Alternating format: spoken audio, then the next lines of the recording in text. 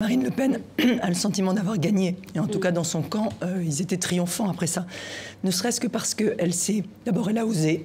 Donc même son père a retweeté ou mis sur son compte Facebook, sur sa page Facebook, voilà, la vidéo de sa fille. Alors qu'ils sont donc, censés être fâchés. Ça veut dire que c'est considéré dans son camp comme un grand coup. Mais surtout, elle s'est placée en dialogue, ou plutôt en confrontation avec Hollande, comme si les Républicains n'existaient pas. C'est-à-dire qu'on est presque en position de deuxième tour où elle serait contre Hollande, et puis le reste de la droite, il n'y en a plus, il n'y a plus que elle, quoi.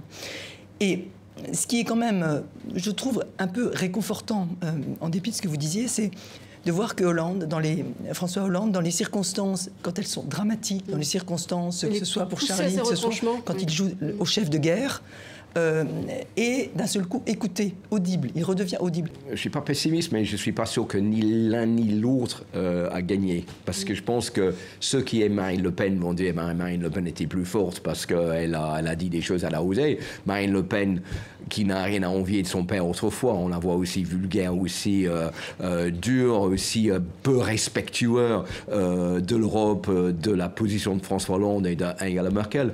Donc c'était une tribune pour elle qui est du pain béni. Donc évidemment, ceux qui soutiennent Marine Le Pen vont dire qu'elle a gagné. Ceux qui soutiennent François Hollande et qui soutiennent les partis traditionnels en France vont être contents de voir que pour une fois, François Hollande a réagi. Et il est vrai qu'il a très bien réagi. Il a bluffé pas mal de monde.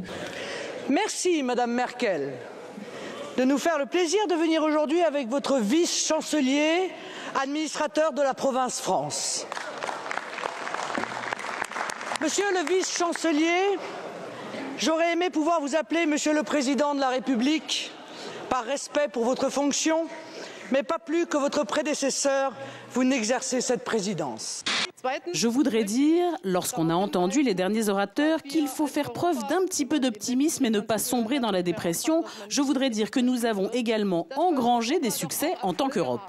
Ce que j'appelle ici, ce n'est pas l'abandon de la souveraineté, c'est la souveraineté. Et la souveraineté n'a rien à voir avec le souverainisme. La souveraineté européenne, c'est être capable de décider pour nous-mêmes et d'éviter que ce soit le retour au nationalisme, au populisme, aux extrémismes qui nous imposent aujourd'hui d'aller dans un chemin que nous n'avons pas voulu.